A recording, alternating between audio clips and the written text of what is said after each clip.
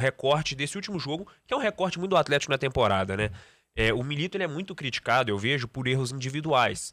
Tudo bem que o esquema dele oferece ali muito espaço para as equipes, é um time que constrói muito pouco chances, né, claras de gol, mas a gente vê o Atlético tomando muitos gols, como nesse jogo. O Fux erra um passe e aí o Atlético já... Aí, assim, quando um zagueiro ele erra um passe vital, assim, é muito difícil de não ser uma chance muito clara de gol. E aí no segundo, o Atlético meio desmontado, os caras reclamando com o juiz e tal. Pô, deve ser muito frustrante também para um treinador você montar seu time, fazer tudo certinho e aí sempre sofrer com erros individuais. Porque assim, os erros individuais, eles vão muito além da capacidade do que o treinador pode fazer, né?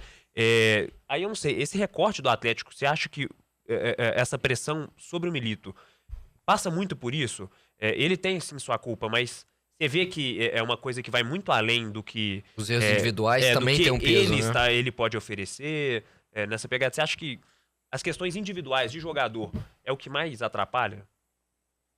Sim, mas não, né? Mas é uma situação que existe, né? Ele mesmo fala na entrevista depois que o Atlético passa por um momento de crise técnica, né?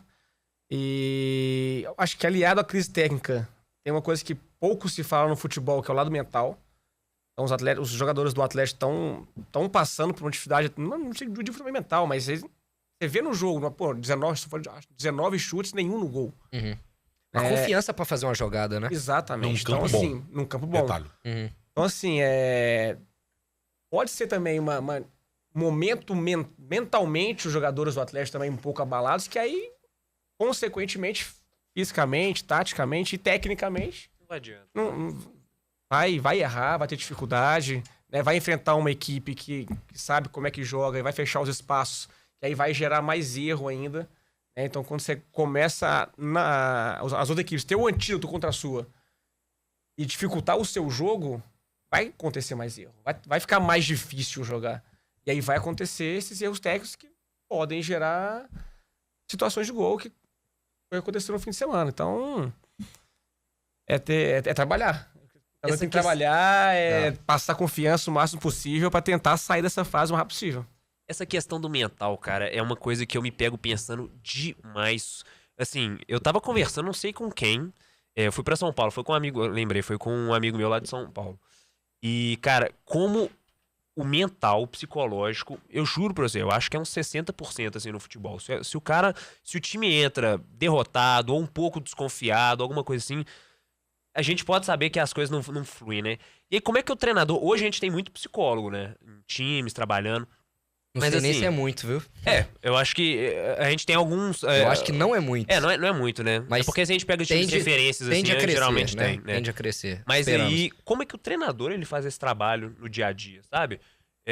Tipo, só a motivação ali, eu acho que não deve colar eu muito, acho sabe? batido, Você chegar, né? não é um trem, batido não, já. é um trem. Cara, vamos ser sinceros. Um cara que ganha mais de 100 mil reais por mês, você me falar que ele não tem... Não, Marco, mas vai muito além. Não, vai cara, muito o cara além. tem um... mas não É igual o só Matheus isso. Pereira, Não, pô. cara, Você pega o não- Matheus eu Pereira, o acho cara que tava se lá você estiver ganhando falando, se milhões. você tá falando num time interior, por exemplo, que o jogador de futebol, ele trabalha no posto e vai jogar, eu entendo perfeitamente. Tem um lado mental. Jogador de futebol profissional, cara, o cara tem uma preparação extra-campo que nenhum de nós aqui temos, nem vamos sonhar em ter. O Lucas sabe muito bem dentro dos grandes clubes. O cara tem que entrar lá. Eu acho que o jogador de futebol deveria chegar no final do ano extenuado psicologicamente, o cara se envia assim, arrasado. Aí vai pra praia, vai pro Caribe, vai pra onde ele quiser, pra Miami, vai pra descansar mesmo. Mas a gente não vê isso nos nossos jogadores. A gente vê jogadores, eu acho que tem um paternalismo muito grande. Eu acho que você tá falando isso, perguntando pro Lucas, até queria escutar a sua palavra, Lucas. Eu vejo o futebol muito paternalista. Jogadores que, muito cheio de não me encoste, não me toque. Eu acho que o jogador não se concentra, não é aquela concentração tradicional. Uhum. Ele não se concentra pro jogo, ele não entende a importância do que ele tá fazendo, mesmo com o salário que ele ganha. Então, eu acho bacana o psicólogo, legal, a motivação. O Guardiola tem uma fala dele, recente, inclusive, num jogo que o City não ganha, que ele chega no vestiário e pergunta: vocês estão preocupados com aquele cara que não tem dinheiro para pagar o aluguel de casa, mas vem aqui para assistir vocês? Vocês sabem o que é isso? Então, eu acho que falta um pouquinho no Brasil... Eu ia pegar muito essa Principalmente a visão. gente aqui, sabe? Essa questão psicológica, cara, me incomoda quando fala. Sinceramente, me incomoda Marcão, muito. mas assim, tirando o fato, né, Obviamente que todo mundo da gente aqui, de paz e tal, vai pra rua pra botar comida em casa e tal. Esse povo é uma pressão do caramba. Mas jogador de futebol é uma pressão que a gente não consegue imaginar. Ah, mas é uma pressão que vai te fazer errar um passe de 3 metros? Faz. Faz, é uma pressão. Vou te contar uma passagem agora. Tá. Depois eu vou tentar explicar o que eu acho disso. Aquecimento lá no Curitiba. Aquecimento. Foi o último jogo nosso em casa. O clube muito pressionado, a torcida já recebeu com pressão fora, pressionando lá o pessoal da SAF. A torcida organizada entra no meio do primeiro tempo. Mas no aquecimento já tinha ali umas 8 pessoas no estádio. Um lateral nosso erra um cruzamento. No aquecimento. E aí, no aquecimento, ele já é vaiado. No aquecimento, na bola seguinte, ao invés de dar uma bola alçada, ele dá uma bola rasteira. No aquecimento, ele sentiu pressão, um menino de 20 anos. E aí, onde que eu quero chegar? E aí eu concordo com essa fala do Guardiola. Eu vi ela semana, inclusive. Eu concordo com essa fala dele, mas é uma situação muito diferente. O lado social do jogador brasileiro, 95%, ele nasceu na pobreza. Não foi preparado para receber isso. Ele tem que dar certo naquilo para fazer 50 pessoas sobreviverem. Perfeito. Ele tem que dar certo. Se ele der errado ali, 50 pessoas deles não vão viver com muito sofrimento. E acontece muito isso. E aí você pega hoje... Outro dia eu tava vendo um post do Thiago Nunes lá no... Ele tá na Católica hoje do Chile. E acho que eles perderam o jogo e tal. Eu fui entrar pra ver os comentários. 90% dos comentários Mister, estamos com você, prof, estamos juntos, sim, apoiando ele. Você entra no Instagram do Atlético hoje, no Instagram do Cruzeiro hoje, 95% os caras estão querendo matar o Seabra e o Milito. E é matar mesmo. O Fábio lá no Curitiba recebeu ameaças no Instagram. E se entrava no Instagram do Curitiba, ele não era um dos mais cobrados, era mais a diretoria. Mas ele recebia ameaças, o treinador. Aí você imagina um menino de 20 anos que tá ligando, 25 anos, ganha ali 80 mil, 100 mil, 200 mil, mas recebendo ameaça. Aí você vai ver, eu tô ameaçando a filha dele, a esposa dele. É difícil. Não é fácil, porque no Brasil é uma situação assim que eu percebo que foge em outro lugar começando a fugir do normal, do mínimo normal, do mínimo normal. Eu entendo tanto que eu falei aqui, né, antes de você passar seu raciocínio, sua experiência, que eu entendo que no final do ano o jogador de futebol tinha que estar completamente exausto mentalmente por sofrer isso. A gente sabe como funciona o futebol brasileiro, é exatamente isso. A contrapartida que eu vejo é que o cara tem um puta no salário. Por isso ele ganha muito. Então, se ele é pressionado de um lado, e a pressão é gigante, ele tem a contrapartida de ter um salário que ele, pelo menos, pode se preparar para aquilo. É claro que entra em um trabalho de psicólogo, entra um trabalho do clube, entra um trabalho da torcida, com todo mundo. Mas o que eu vejo é que muitos deles entram e saem indiferente. É claro que a gente sabe que os mais novos vão sentir, o menino desde 20 anos vai sentir. Mas você pega jogadores de 26, 30 anos, com uma bagagem, o cara jogou lá fora, voltou, puta no salário, errando coisas que o menino da base não faz, o menino da base não erra. Então é nesse ponto, esse equilíbrio que eu queria chegar, porque é justo pensar dessa forma, eu entendo que isso existe, mas existe a contrapartida. Então essa contrapartida ela é muito forte. Se você falar, o jogador de futebol, ele ganha 10 mil reais, tá com um boleto atrasado, não consegue, eu entendo perfeitamente o quanto que ele sofre para bancar ele, a família dele, mas do nível que esses caras têm da Série A, a gente tá falando aí de uma fatia muito fina. Pequena, muito fina. Você assiste um jogo, por exemplo, da Premier League, do Campeonato Espanhol, e aqui não vou querer comparar, né? Claro que é diferente. Você vê a qualidade de um passe é completamente diferente. É difícil você ver um erro de passe.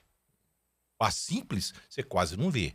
Eles estão bem condicionados e bem concentrados naquilo. Me parece que no Brasil falta um grau de concentração nos jogadores que lá fora tem. Eles têm essa concentração lá.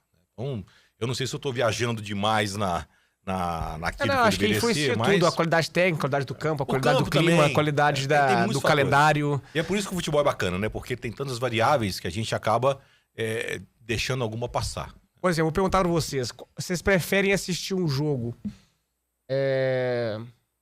no Castelão, ou um jogo na Arena Corinthians, na Arena do Palmeiras ou no Newton Santos? Assistir um jogo? Ou na Arena do Galo. Opção. Cara, é muito diferente o jogo. É muito diferente o jogo. O jogo, ele é muito mais dinâmico, ele é muito mais rápido, tem muito menos erro. É sintético? É. Mas você sabe que se eu der o passe daqui e ali, a bola vai chegar ali.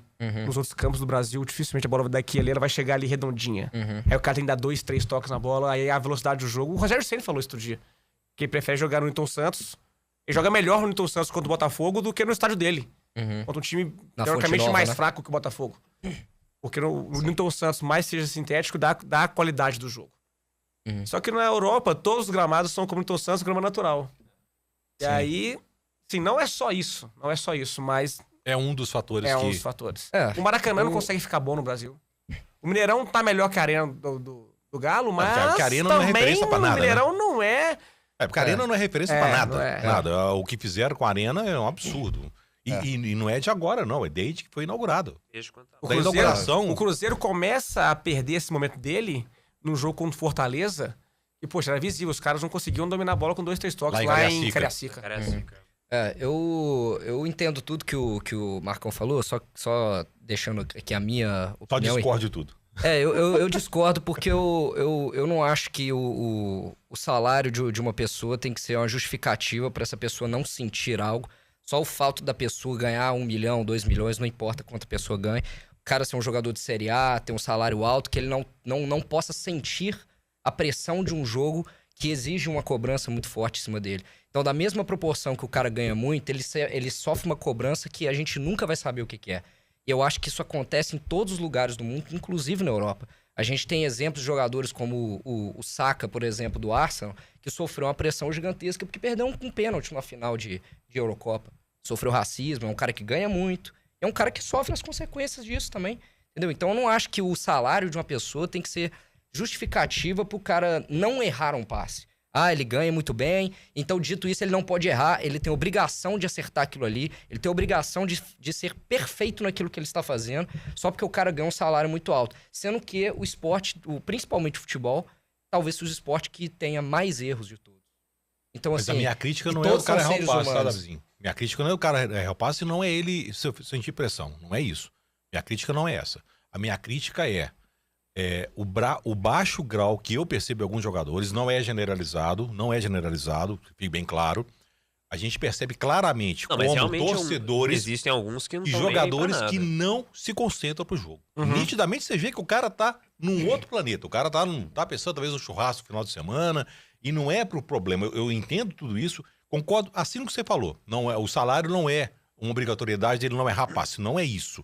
O que eu entendo é um jogador de Série A no Brasil, que tem o salário que tem, ele tem a obrigação de ser profissional e entrar concentrado. Para que o técnico possa pedir para ele, execute sua função e ele vai lá executar. Ele pode ter uma infelicidade de errar um passe, de dar um gol. Isso pode acontecer, o futebol é bacana por isso, que acontece isso. Agora, concordo com você, mas o jogador que entra em campo displicente, sabe, a bola passa por ele, não percebe, não se importa, e a gente vê isso muito no futebol brasileiro, e a gente vê técnicos sofrendo com isso. Existem maus profissionais em todas as áreas, né? Mas aí eu não admito um mau profissional que seja remunerado com esse. A gente já viu em vários clubes do Brasil, contratando jogadores aí de 400, 500, 600 mil reais. Cara, não estão nem. O Casares é aquele craque de bola, ele é basicamente isso. O Casares é um excelente exemplo. Um craque de bola. Eu amo o Casares. O grau de concentração dele. O Casares, quando entrava no jogo, ele acabava com o jogo. Ele acabava. Em compensação, mesmo tempo que ele entrava, ele sumia do jogo. Hoje ele tá no Paysandu, eu acho, né? Paysandu. Um craque de bola. Eu entendo, a casos de casos. Essa é a minha pontuação. Não é, né? Porque o cara ganha. Não é proporcional. Você ganha 800, tem que fazer isso, você ganha 1 milhão. Não é isso. Mas assim, você vê um cara que chama atenção pelo profissionalismo, eu acho o Hulk. O Hulk é um profissional. Você vê que ele tá ligado ali, ele tá sempre ligado no jogo, até demais da conta às vezes, mas ele é um cara que justifica o que ele ganha, porque ele é um cara comprometido. Então ele mostra lá nas redes dele treinando, ele se recuperando, e isso mostra para os jovens como um caminho muito saudável, uma percepção que eu tenho. A casos de casos, como o Rafa falou, você vai ter gente descompromissada em tudo quanto é tipo de área, isso é com certeza. Eu acho que a gente só tem que tomar muito cuidado com esse tipo de assunto sobre pressão, Porque a gente nunca sabe o que a pessoa tá passando, Não. entendeu? O cara pode até tá passando, não pode estar acontecendo nada na vida dele, algo de ruim. E só o fato da pressão de torcida, de mídia, de tudo, já faz ele errar. E às vezes a gente pressiona uma pessoa, pressiona um jogador, a gente nem sabe o que tá acontecendo na família. O Lucas é alguém que pode falar melhor, porque ele já vive isso com muita frequência.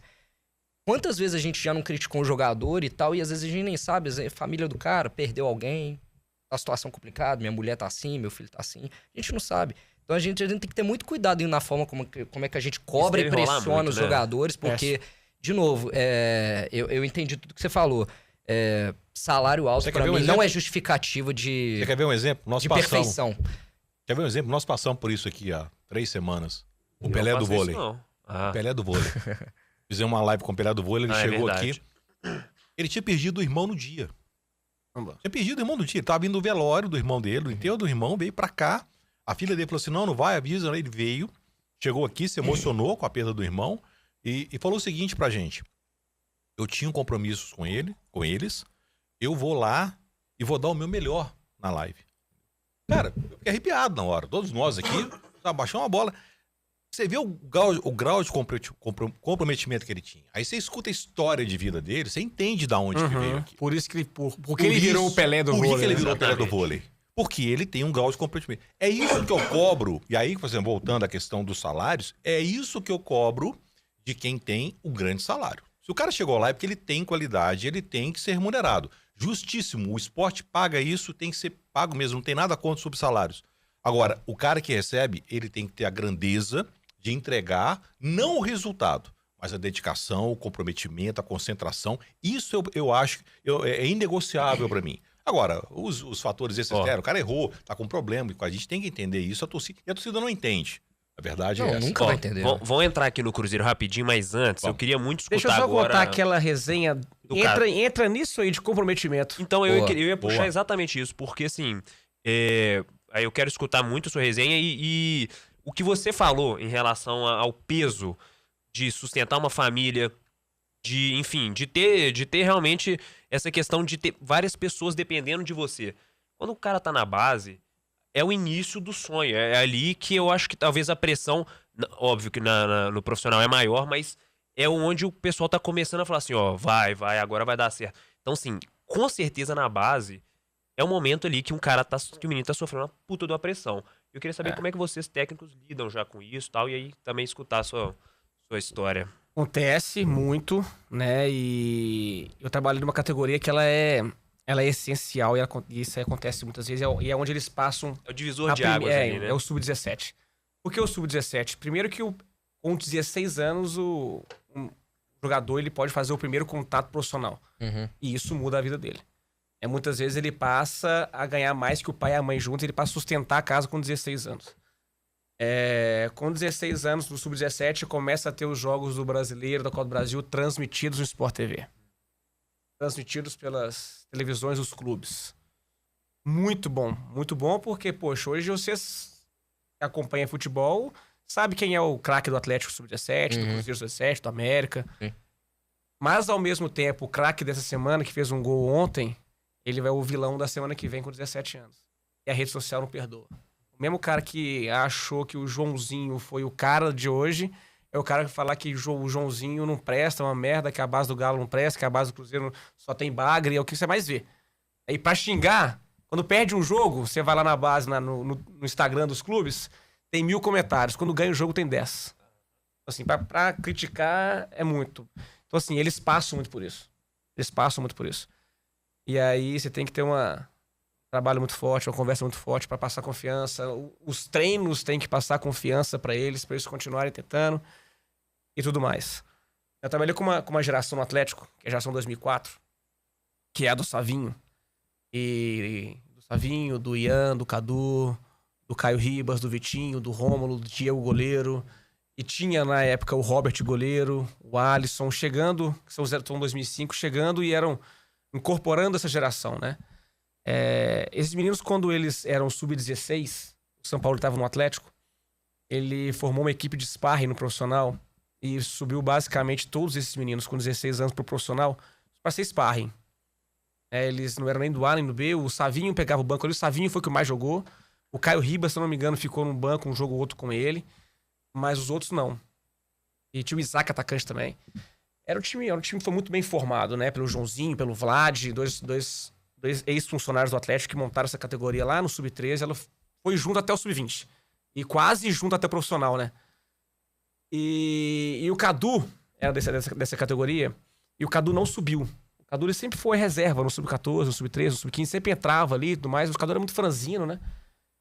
E no Sub-16 na pandemia, todo mundo pra casa. A gente começa a fazer as lives. E o Cadu, a gente fazia algumas dinâmicas. O Cadu sempre ganhava. E aí eu mandava um açaí pra eles pelo iFood e tal. Quem ganhava a dinâmica da semana. O Cadu ganhou umas 3, 4 vezes. Muito comprometido com as dinâmicas na pandemia, né? E a gente volta da pandemia, 6 meses depois, o Cadu dá uma transformada. Eu lembro da foto, assim, do site do Atlético, né? Da apresentação dos meninos, assim, eu falando com eles. Eu vejo o Cadu assim, caramba, gente, o Cadu deu uma crescida, né? E ele, mesmo sendo de Sub-16, no Sub-17, era a geração 2003 e ele 2004, ele começou a treinar bem. E como o brasileiro da categoria parou, o Savinho faz um jogo, vem a pandemia. Nós e Corinthians. E aí na pandemia ele sobe e não volta mais. Volta só na final do Mineiro do ano seguinte. Que a gente consegue ser campeão mineiro, ele faz gol, dá assistência. Mas ele não volta mais. E aí a gente faz 8 jogos pós-pandemia em um mês. Jogo quarta, domingo, quarta, domingo. Porque tinha que acabar o brasileiro ali. E a CBF encurtou, fez tudo pra voltar a ter o calendário, a CBF fez isso. E a gente faz um jogo todo dia, exame do Covid, 2 de fora. Exame do Covid, 1 de fora. Isso ia remontando a equipe. A gente vai, faz um jogo em Salvador contra o Bahia. O Cadu entra no segundo tempo, se não me engano foi 1-1, 2-2 o jogo. A gente empata lá contra o Bahia. E o Cadu vai muito bem. Nosso time tava muito desfalcado, igual eu falei. Todo mundo lá com o Sampaoli. Nosso time tinha... A gente empatou, acho que 6 jogos, ganhou 2 e perdeu 2. Tem assim, ficamos em quinto no grupo. Acabando classificando, passavam 4. E aí a gente tinha... Jogamos no sábado, voltamos no domingo. Treinamos segunda e fizemos terça de manhã o exame do Covid pro jogo de quarta contra a Chapecoense. Acho que foi isso. Na terça de manhã a gente faz o exame e treina. E aí o Cadu tinha estado tão bem, tava tão comprometido e o time tava mudando tanto por causa de Covid e tudo mais que eu acabo o treino, o Cadu treina bem mais uma vez e aí eu viro e falo assim, olha, pra amanhã não tem ninguém confirmado. O único titular amanhã é o Cadu. O único que eu cravo aqui agora é o Cadu. Não vinha sendo titular, né? Não vinha sendo titular e, sim, pelo histórico dele no clube, acho que ele nunca tinha sido um titular, assim, efetivo. Né? Pode ter feito um jogo ou outro como titular e tal, mas nunca tinha sido titular da categoria. Terça-noite chega o resultado do Covid. Eu e o Cadu. Nossa, tá nem zoando. eu, nem o Cadu. Vamos pro jogo. Aí manda mensagem. Na verdade, eu ligo pra ele de 20, né? Depois.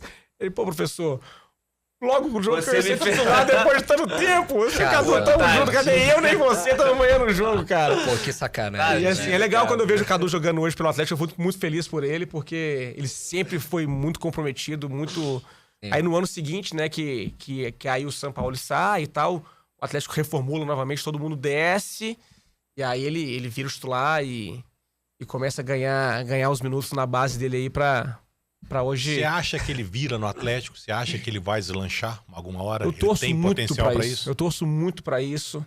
Só que o Atlético tem que tentar... Não o Atlético, né? Mas a torcida do Atlético tentar mudar a chave muito rápido. Porque... Do mesmo jeito que eu vejo hoje muita gente xingando o diretor do Atlético pela venda do Sávio, eu lembro na época muito torcedor já cornetando muito Sávio. Concordo. Muita gente. Concordo. E na época, a torcida do Atlético não achou ruim a saída do venda, Sávio. Não achou ruim. Achou que o preço foi bom, foi justo. Exatamente. Muita gente. Ninguém botou ficha no Sávio aqui. E assim, ele fez bons jogos, mas também não entregou tudo em alguns outros jogos. Mas qual é a história do Sávio? O Sávio ele fez um jogo, Sub-17, oficial, né? Ele fez Sub-14, Sub-15... Mas o Sub-17 e o Sub-20, que tem os jogos da CBF, os jogos brasileiros, o Copa do Brasil, ele fez um jogo. Um jogo contra o Corinthians. Foi bem. Na pandemia, nós ficamos até satisfeitos que o Sampaoli via qualidade nele, chamou ele e tinha que chamar mesmo, porque o talento que ele tinha, ele não podia ficar 6 meses em casa sem treinar. E a gente achava que ele ia voltar e ia descer de novo pra jogar. Aí no ano seguinte, o Sampaoli usa ele. Ele tem minutos com o Sampaoli mesmo com 17 anos. E no ano seguinte, alguns minutos pelo Sub-20.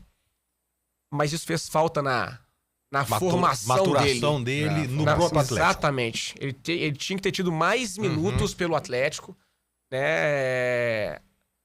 Ele tinha alguns minutos pela seleção também, ele sempre foi convocado, seleção sub-15, sub-17, sub-20.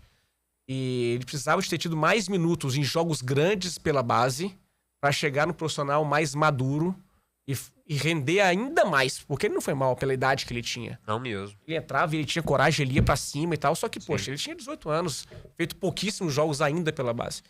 E ele é... O Cadu é um jogador... Ele é forte fora de sério. série. Ele é forte sério. Joga Ele fez um campeonato pelo Girona maravilhoso. Ele é forte sério. E E já tá agora no encantando lá. City. Já chegou o fim no de semana City, agora ele já chegou Ele foi jogando absurdo. bem demais no City, né? O Cadu é um caso que eu acho que é uma pessoa, que é um jogador que sofre muito com essa questão de pressão. Assim, não sei como ele lida com isso, mas é um fato que ele já entra em campo pressionado já. Ele entra em campo pressionado.